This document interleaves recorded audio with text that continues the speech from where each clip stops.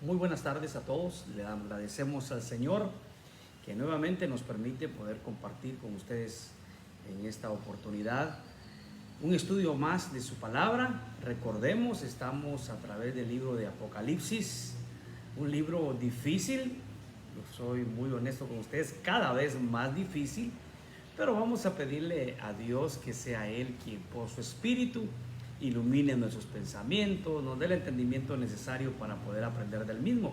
Porque recordemos que lo más importante tanto de este libro como de todas las escrituras es que nos afirmemos en la fe que es en Cristo Jesús, sigamos fieles en los caminos de Dios y tengamos viva esa esperanza en todo lo que Dios ha prometido en su palabra.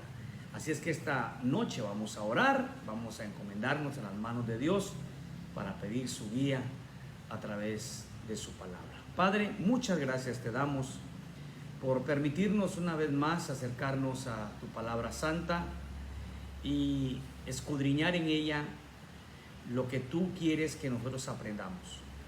Padre, no estamos interesados solamente en información que la misma nos dé para saber más de ti. Queremos también que la palabra tuya vaya transformándonos cada vez más y más y cada vez nos parezcamos más a tu Hijo Jesucristo.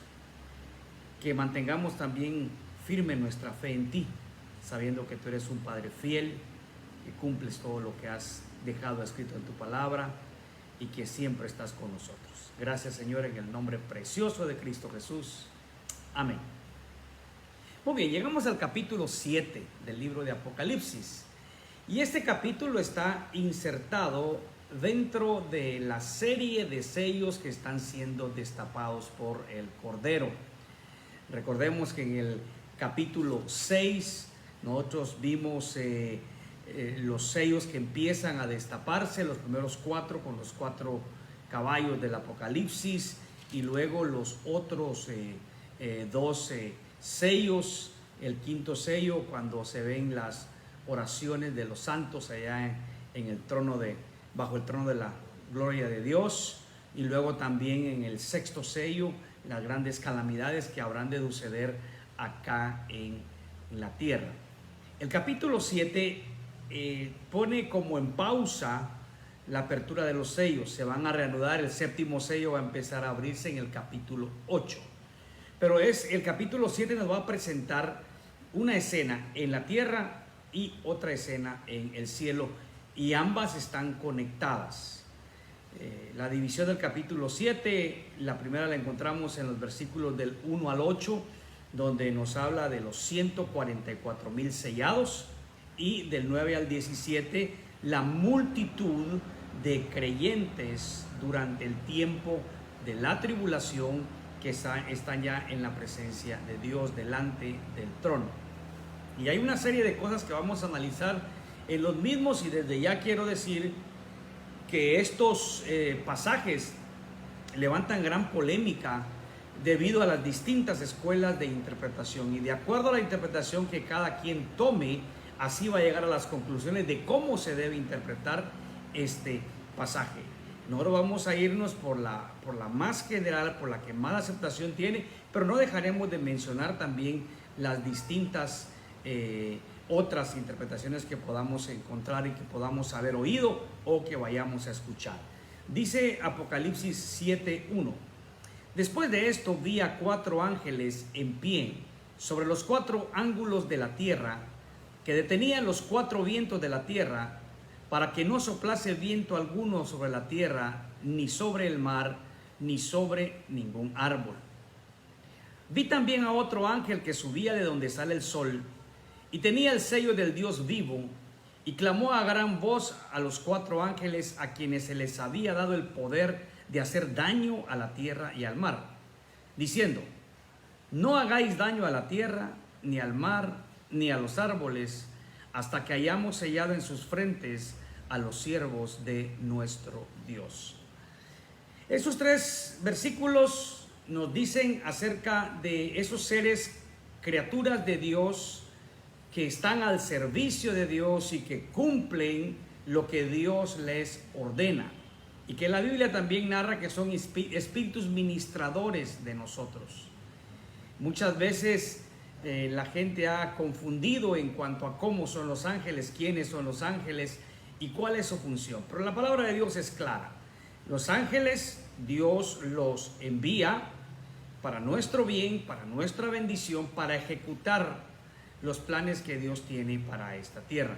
Recuerde que en el ministerio de Cristo, ¿no?, los ángeles allá en Getsemaní le fortalecieron. Algunos dicen que es un ángel, otro más, pero un ángel por lo menos está fortaleciendo al Señor. También son ángeles los que anuncian que Cristo ya ha resucitado. Son ángeles que le dicen a los discípulos: ¿qué están ustedes viendo al cielo? Este Jesús, así como ha sido tomado, así también vendrá del cielo. Y la administración de estas criaturas de Dios, Dios las usa en favor de sus hijos, en favor de los creyentes. Son ministros de Dios que ejecutan los planes de Dios y están a favor de nosotros, los hijos de Dios. Y aquí se habla de que son 4 ángeles y que están en pie sobre los 4 ángulos de la tierra. No se confunda. Aquí no está hablando que la tierra sea cuadrada, sino que está hablando de que están en los 4 puntos cardinales de la tierra: norte, sur, oriente y occidente.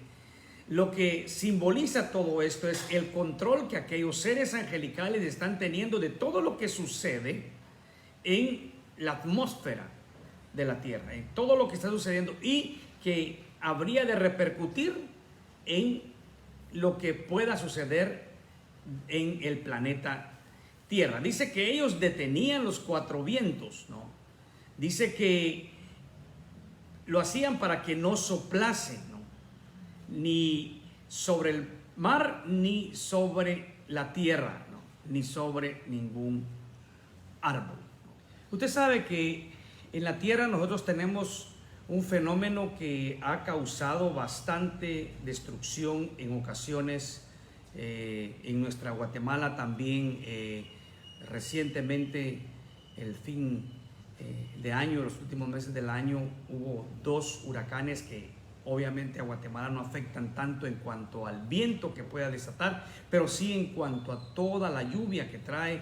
Produjeron grandes inundaciones sobre la zona nororiental de nuestro país y dejaron grandes destrucciones y mucha gente damnificada.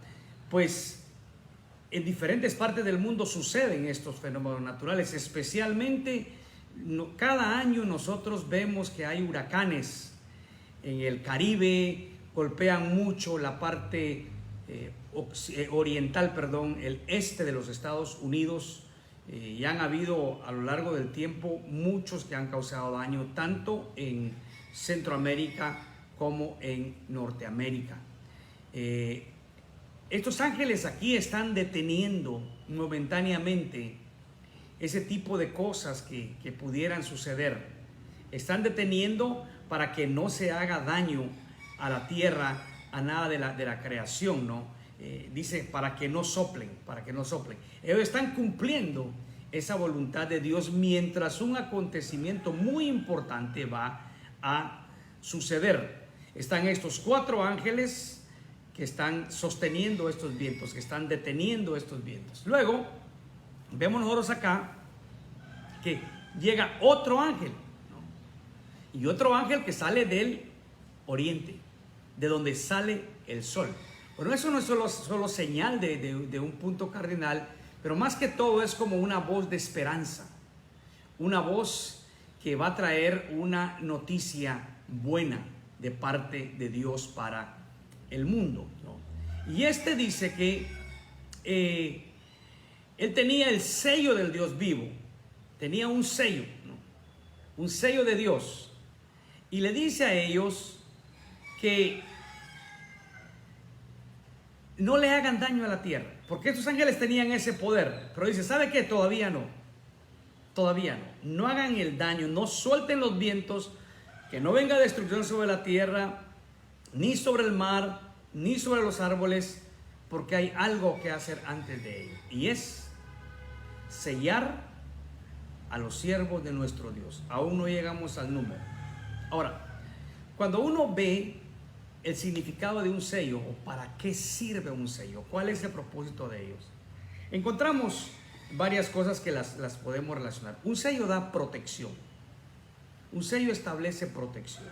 Muchos usaban el sello como un salvoconducto dentro del territorio que cierto monarca tenía, y cuando ese monarca ponía su sello sobre algo, sobre algún documento de salvoconducto, la persona tenía la protección del monarca. Segundo, también el sello significa propiedad, pertenencia, ¿no? Teniendo el sello del monarca, esto es propiedad de él. Y tercero, el sello significa también garantía, algo que es genuino. Entonces, cuando este ángel tiene este sello va a dar protección a aquellos siervos de nuestro Dios, a aquellos hombres que son propiedad de Dios, que le pertenecen a Dios, y ese sello también es garantía que genuinamente son siervos de Dios, son siervos del Señor. Entonces el sello protege, el sello certifica y el sello es símbolo de propiedad, son de Dios. Ahora recordemos, esta escena es aquí en la tierra, y dice: y oí el número de los sellados, 144,000 sellados de todas las tribus de los hijos de Israel. Vamos nosotros a empezar a ver acá quiénes son estos 144,000. Y aquí es donde vienen las diferentes interpretaciones que ustedes pueden llegar a ver dentro de los diferentes teólogos que existen. Algunas de ellas son son falsas, ¿no? Y otras pues podrían tener alguna explicación válida, ¿no? Pero obviamente, como les dije desde un comienzo, vamos a irnos por aquella que es la más aceptable. Bueno, ustedes seguramente conocen esta secta llamada los Testigos de Jehová. Ellos dicen que los 144,000 sellados son personas que se han ganado el derecho de estar dentro de ese grupo selecto en el cielo. Nadie más habrá en el cielo. Son los 144,000 que hicieron tanto esfuerzo por agradar a Dios que se ganaron el derecho, ¿no?, de recibir ese lugar especial allá en el cielo con Dios. Ellos dicen ya están cabales, pero ellos han cambiado su interpretación, no solamente en este tema, en otros temas también ellos han cambiado su interpretación, pero en este tema la han cambiado porque obviamente cuando empezó la secta eran pocos. Cuando se completó el número de 144,000, pues bueno, ¿qué vamos a hacer? Pues luego dijeron, bueno, ya nos pasamos de 144,000, entonces veamos que es un número de 144,000 en el cielo y 144,000 en la tierra. Ahora van a ser 288,000, será un múltiplo de 144,000. Y en fin, y han venido cambiando y variando. Al final dicen, no, esos 144,000 llegan al cielo y el resto de los testigos de Jehová en los cielos nuevos y en la tierra nueva. Esa es una interpretación completamente equivocada. Otra es quienes no creen en el arrebatamiento, quienes no creen en el rapto, como le llaman algunos, dicen que estos 144,000 van a ser creyentes, que pueden ser judíos y pueden ser gentiles, una mezcla de creyentes de los dos pueblos, ¿no?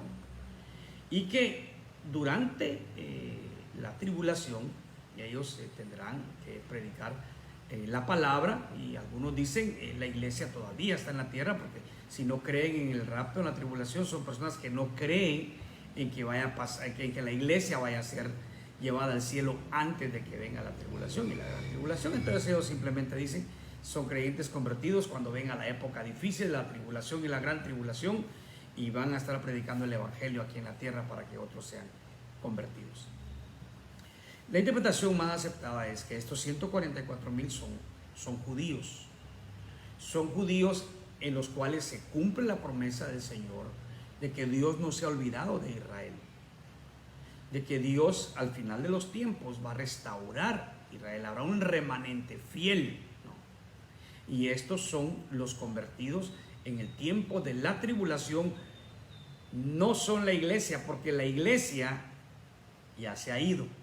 Esta es la interpretación más general de aquellos que creen en el rapto, creen en en el arrebatamiento y dicen, bueno, ya la iglesia está en el cielo, ya la iglesia se fue con el Señor, y estos 144,000 son judíos, ¿no?, a quienes Dios va a sellar para que prediquen el evangelio, se conviertan a Cristo y prediquen el evangelio en la tierra. Y obviamente de ellos habrán judíos convertidos y creyentes convertidos, de los cuales en un momento vamos nosotros a hablar. Ahora, ¿por qué se cree que son judíos? Bueno, obviamente porque ahí primero que nada habla de todas las tribus de los hijos de Israel, de todas las tribus de los hijos de Israel. Y mire, la iglesia nunca es clasificada por tribu. La iglesia es un pueblo, la iglesia es una nación, la iglesia es una familia, la iglesia es un rebaño. Pero la iglesia nunca hay la división que hubo en el pueblo de Israel allá en el Antiguo Testamento, ¿no?, las 12 tribus. Entonces, por esa es una de las razones que dan, porque dicen, bueno, estos van a ser israelitas. Lo otro es, lo que ya hemos hablado, la promesa de Dios a Israel, que en los tiempos finales un remanente será restaurado y entrará Israel también a la gloria después de que se haya completado la plenitud de los gentiles. Entonces, la iglesia ya está en el cielo, ya ha sido arrebatada. Dios sigue extendiendo la salvación aquí en la tierra. Pero ahora dirán, bueno, si se fue la iglesia, se fue el Espíritu Santo. ¿Cómo hace la gente para convertirse si el Espíritu Santo no estuviera aquí? Bueno, entendemos esto. El Espíritu Santo es Dios. Y el Espíritu Santo es omnipresente. Está en todo lugar, como Dios. Ese Espíritu Santo seguirá obrando en la tierra aun cuando la iglesia ya no esté, para traer convicción a los corazones de arrepentimiento de pecados y fe en Jesucristo. De aquí surgen otras preguntas, las cuales no son tan fáciles de contestar, porque aquí empezamos ya a hablar más de las opiniones de los teólogos que de respaldo bíblico, pero obviamente tenemos que encontrar respuestas a ellos, porque dicen, bueno, quienes rechacen a Cristo en este tiempo, antes del arrebatamiento, tendrán una segunda oportunidad cuando Dios levante a estos 144,000 para convertirse. La mayoría de teólogos dicen no. Y hay varios aspectos que debemos analizar. ¿Por qué no? Bueno, porque algunos dirán, es que es obvio que se oyeron el evangelio y se dieron cuenta de todos los acontecimientos que han ido sucediendo, y que aún así se empecinen en no recibir a Cristo. ¿Qué corazones tan necios? Bueno, no hay que pasar por la experiencia del arrebatamiento y de la tribulación y la gran tribulación para darnos cuenta que hay muchas personas hoy en día, en esta época de la iglesia, que ven manifestaciones claras de Dios, que ven las bondades de Dios, que ven la misericordia de Dios, se les predica el evangelio y aún así rechazan a Cristo. Personas incluso que ven en sus propias vidas la manifestación de misericordia de Dios y no se convierten a Cristo. Ahora, ¿qué podemos pensar? Que aun cuando vean todas esas cosas extraordinarias, ellos puedan convertirse. Recordemos en los tiempos de Jesús, los judíos pedían señales. ¿Cuántas señales no hizo Jesús? ¿Cuántos milagros no hizo Jesús? ¿Qué pasó cuando Jesús resucitó a Lázaro? Querían matarlo igual.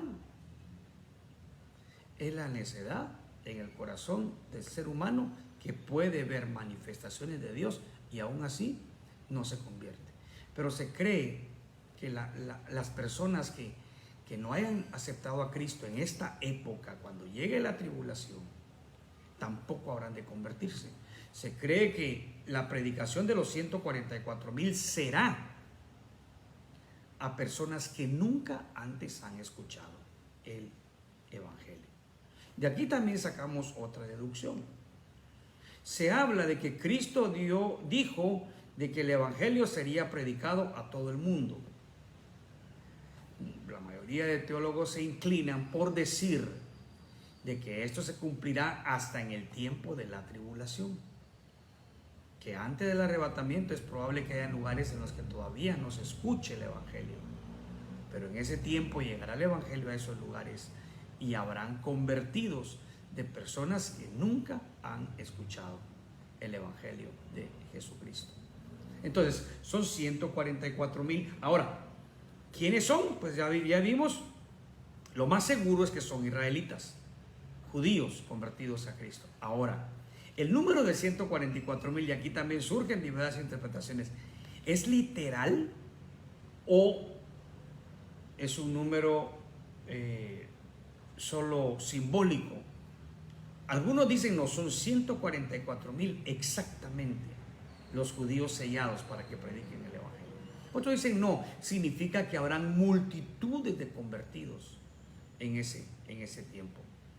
Nos inclinamos por la interpretación de que va a ser literal, aunque no decimos con ello que solamente 144,000 judíos serán convertidos. Es probable que a la predicación de estos 144,000, otros judíos, y además, con toda certeza, otros gentiles también van a convertirse a Cristo. Entonces, pero el número se dice que es literal. Tenemos otro cuestionamiento acá. Cuando se habla de las 12 tribus de Israel, empiezan a mencionarse la tribu de Judá, la tribu de Rubén, la tribu de Gad, la tribu de Aser, la tribu de Neftalí, la tribu de Manasés, la tribu de Simeón, la tribu de Leví, la tribu de Isaacar, la tribu de Zabulón, la tribu de José y la tribu de Benjamín. 12,000 de cada tribu.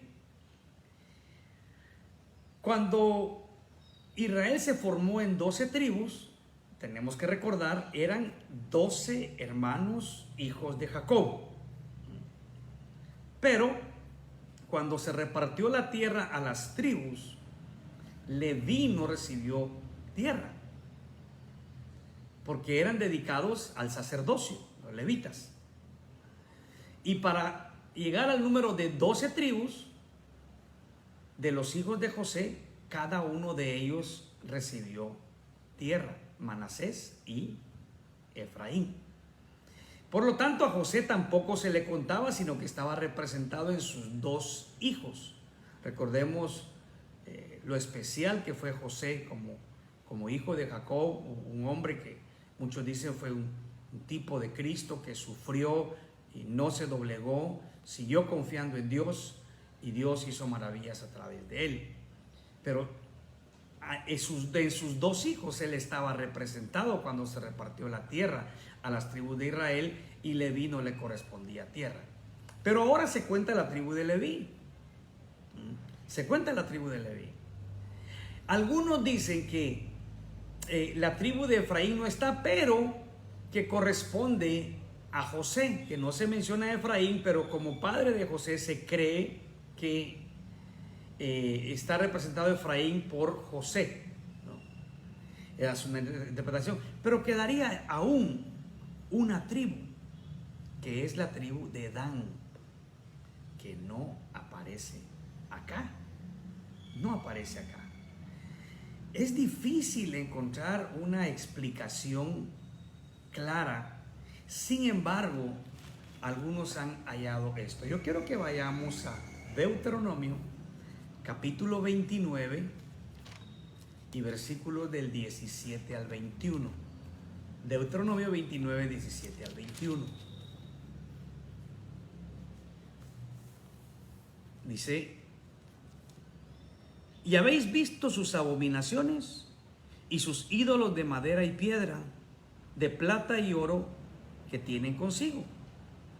No sea que haya entre vosotros varón o mujer, o familia, o tribu, cuyo corazón se aparte hoy de Jehová nuestro Dios, para ir a servir a los dioses de esas naciones.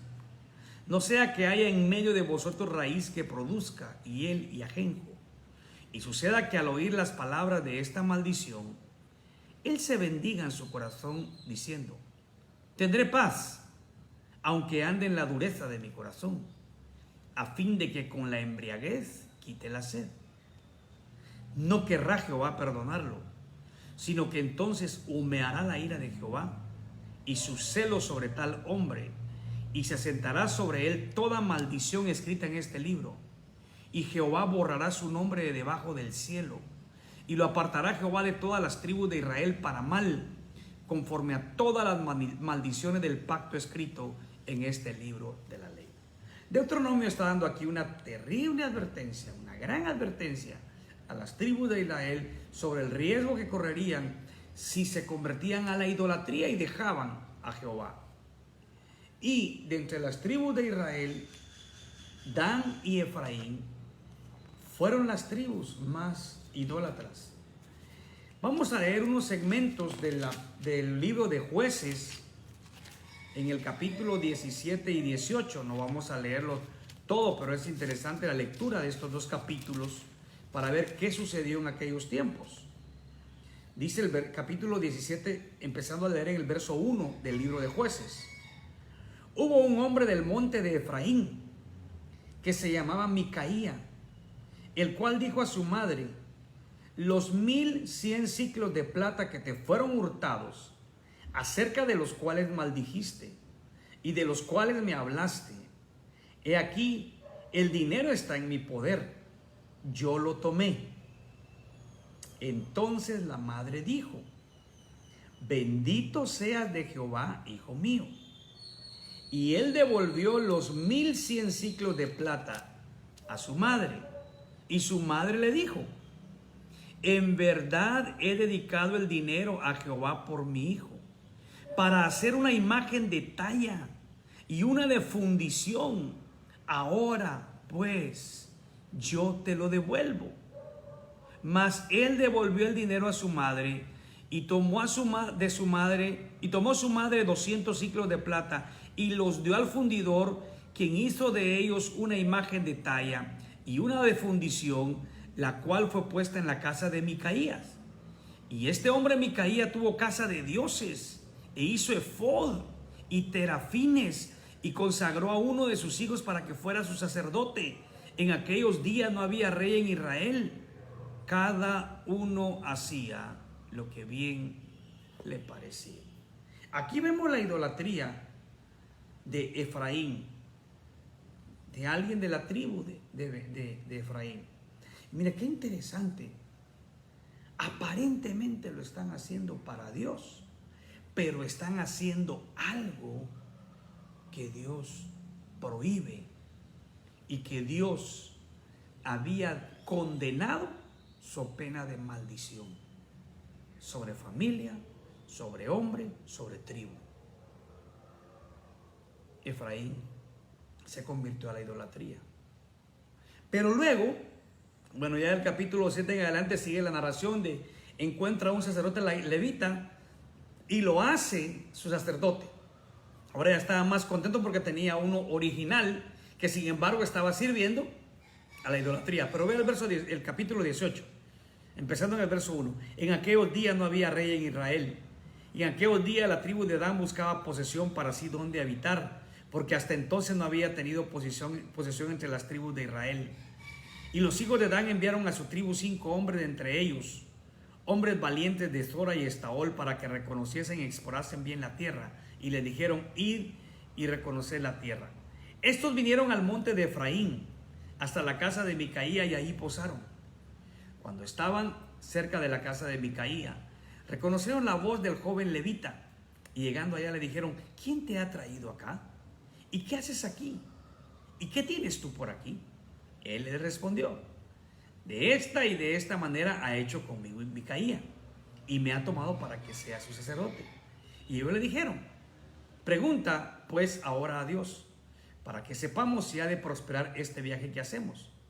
Y el sacerdote le respondió: id en paz, delante de Jehová está vuestro camino en que andáis. Entonces aquellos 5 hombres salieron y vinieron a Lais, y vieron que el pueblo que habitaba en ella estaba seguro, ocioso y confiado, conforme a la costumbre de Sidón, sin que nadie en aquella región les perturbase de cosa alguna, ni estaba quien poseyese el reino. Estaban lejos de los sidonios y no tenían negocios.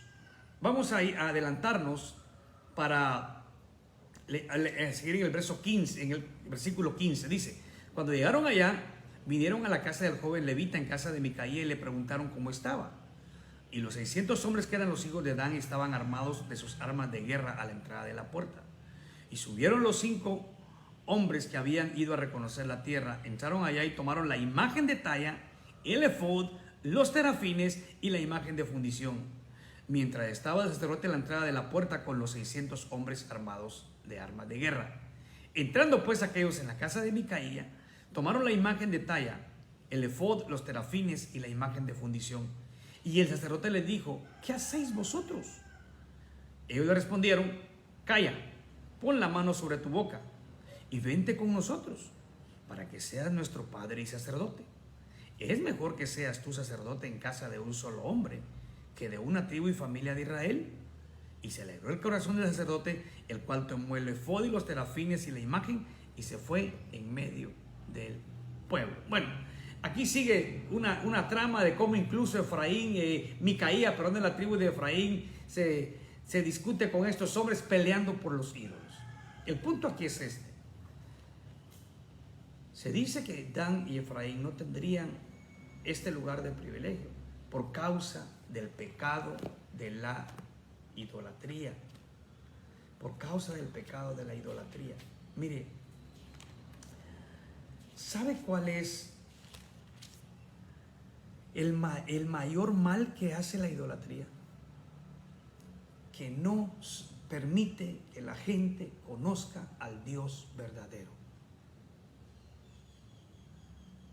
Ese es el mal más grande de la idolatría, porque suplantan al único Dios verdadero por imágenes, por estatuas, quienes creen que ahí está Dios, y probablemente con propósitos, digamos de esta forma, no tan de corazón perverso, tal vez hasta con buenas intenciones, creyendo que agradan a Dios, pero no lo hacen, porque uno de los problemas más grandes de la gente que adora ídolos es que no conoce al Dios verdadero, porque no conoce la palabra de Dios, ya que esos ídolos se interponen entre Dios y ellos.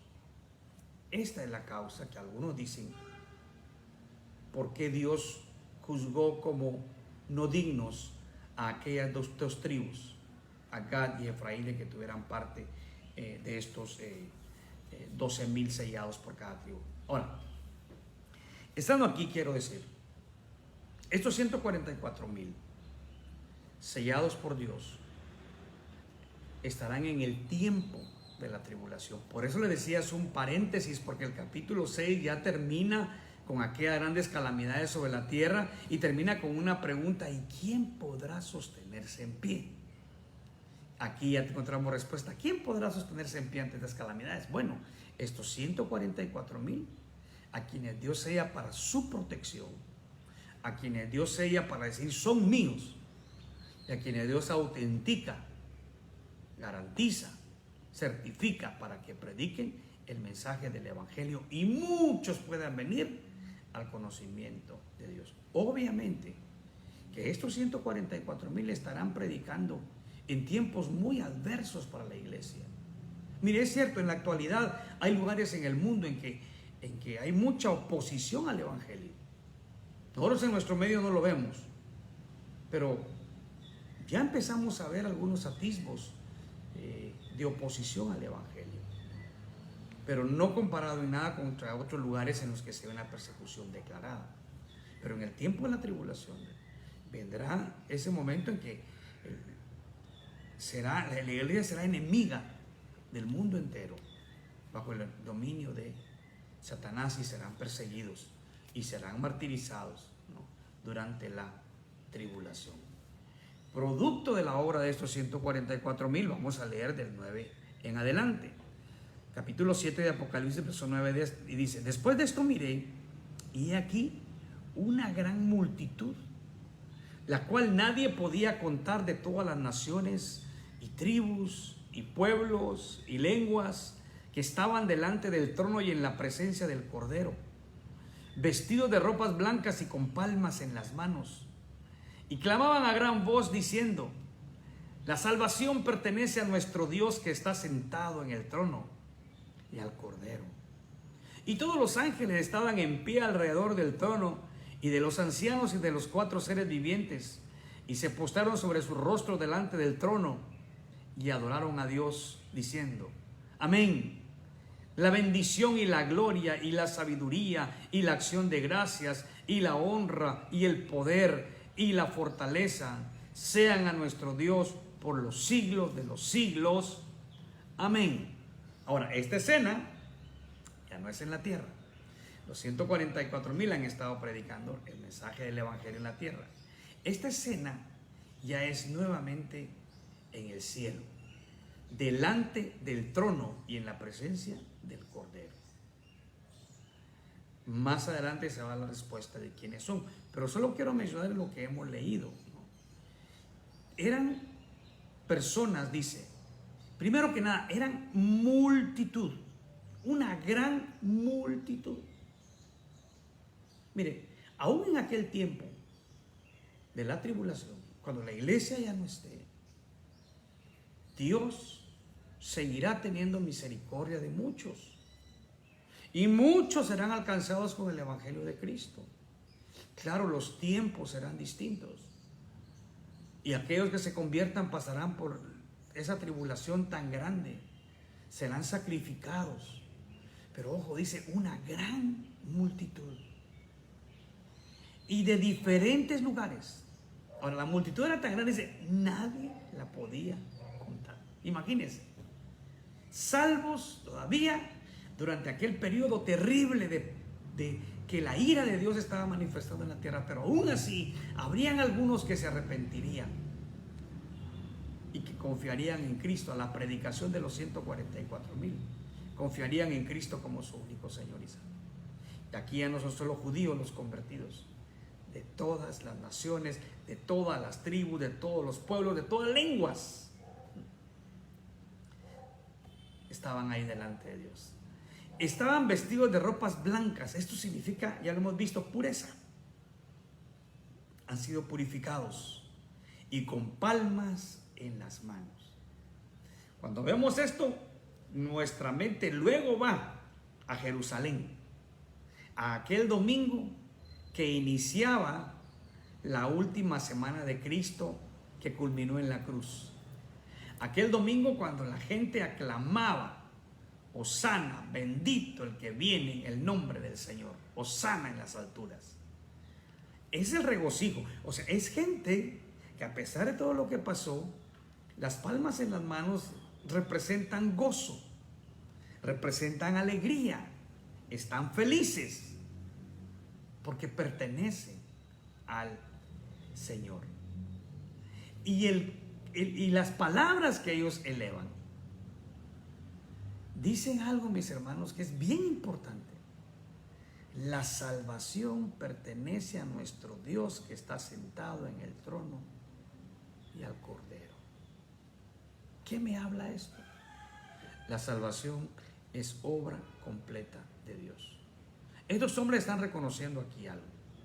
No fue la fe que demostramos nosotros en sí, como si fuese nuestro, que nos salvó. No fue nuestra fidelidad a Dios, no. Todo eso fue un producto de la salvación que Dios nos quiso dar.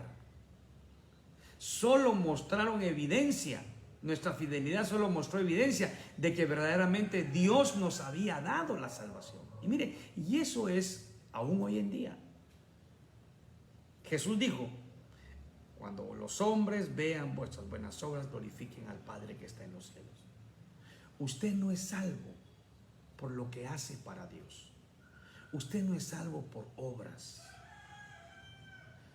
Mire, no es ni siquiera de que si hago más buenas que malas me voy a salvar. La salvación es un regalo gratuito de la gracia de Dios. Ahora, usted debe hacer buenas obras. Alguien dijo estas palabras: no se hacen buenas obras para salvación. O mejor dicho, las buenas obras no producen salvación, pero la salvación produce buenas obras. Es al revés. Pero la salvación es de gracia, no es por méritos humanos. Entonces, estos hombres están reconociendo eso. Y reconocen a Dios y al Cordero como uno mismo, porque es un Dios. Pero es Dios Padre que la dispone y el Cordero que en la cruz la alcanzó para nosotros. Y la hizo realidad para que ahora gocemos de la salvación que Dios nos regala. Y luego dice: y todos los ángeles estaban en pie alrededor del trono y de los ancianos y de los 4 seres vivientes, y se postraron sobre su rostro delante del trono y adoraron a Dios diciendo: amén.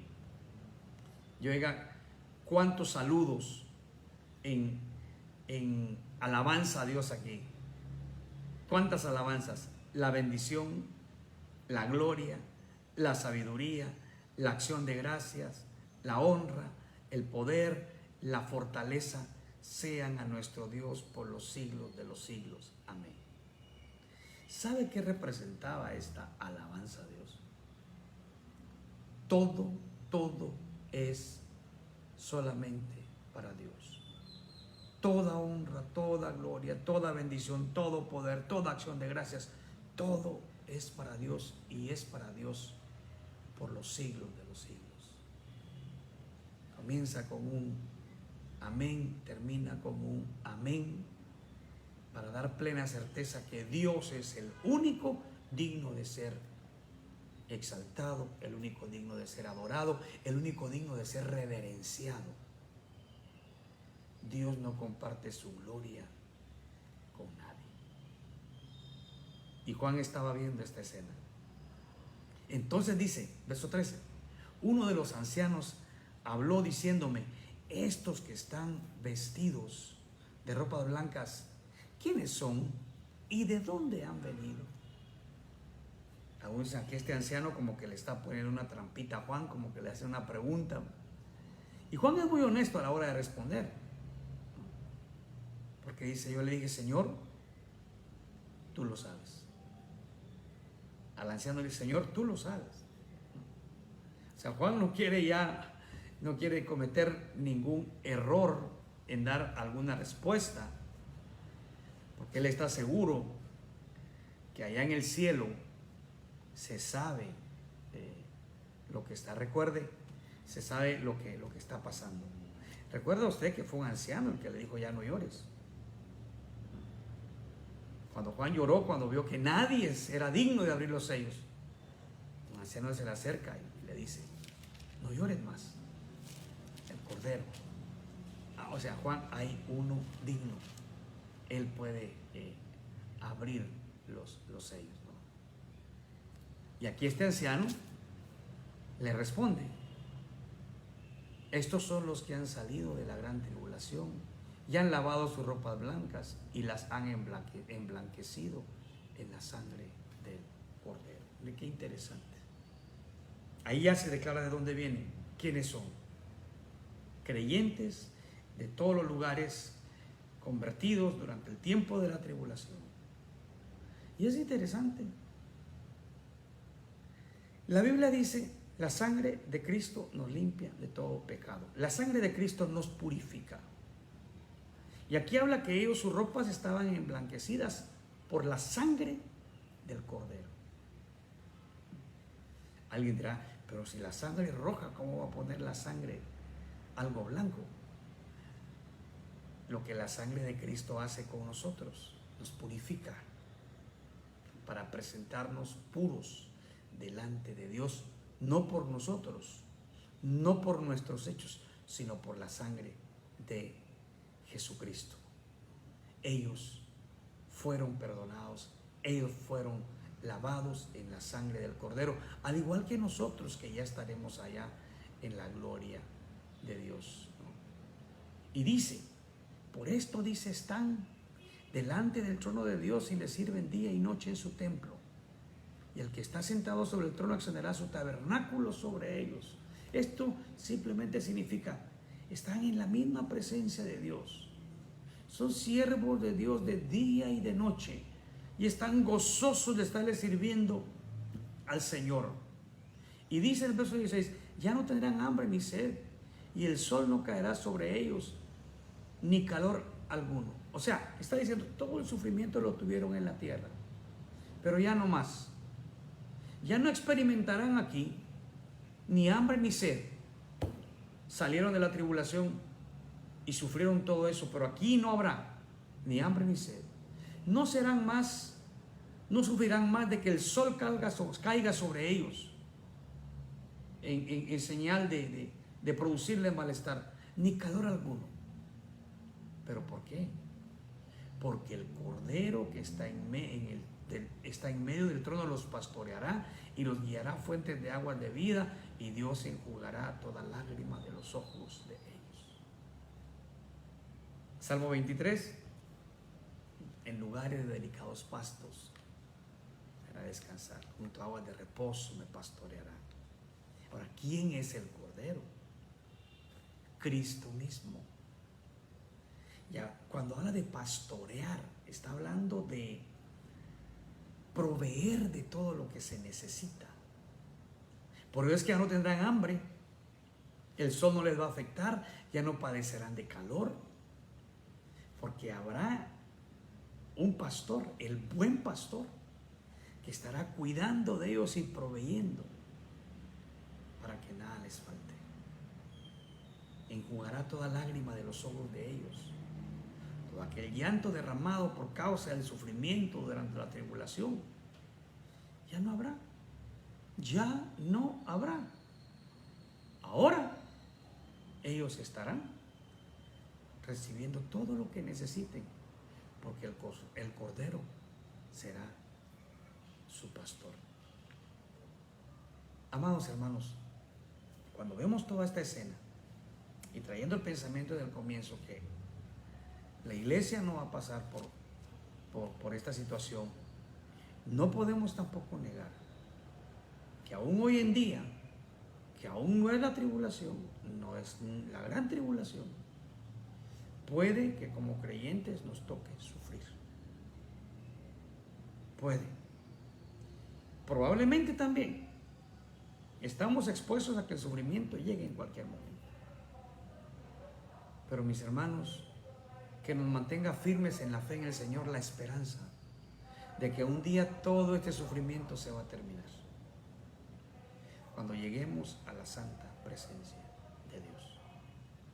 ¿Cuándo van a suceder estas cosas? Nadie sabe el día, nadie sabe la hora. Pero una cosa sí es cierta: si Dios lo ha dejado en su palabra, todo esto va a suceder tal y como Dios lo dijo. Así es que animémonos unos a otros y que podamos, en ese apoyo que tengamos como hijos de Dios, mantenernos firmes en la fe que es en Cristo Jesús, sabiendo que Él es nuestro pastor y nada, absolutamente nada nos faltará. Vamos a orar. Señor, gracias por tu bendita palabra. Oramos para que por medio de ella tú hables a nuestros corazones y tú, Señor, puedas traer firmeza, más y más firmeza en ti, sabiendo que eres fiel a todo lo que en ella has dejado escrito. Señor, guíanos en obediencia para que nosotros podamos hacer tu voluntad, y para que de esta manera, al hacer tu voluntad, sepamos que la bendición tuya nos acompañará a nosotros y a nuestras familias. Ante todo, que confiemos en tus promesas, sabiendo que tú eres fiel y que nunca nos vas a abandonar. Gracias, Padre, que a ti sea la gloria y la honra, en el nombre bendito de Jesucristo, tu Hijo amado. Amén y amén. Que el Señor les bendiga a todos. Muy buenas noches.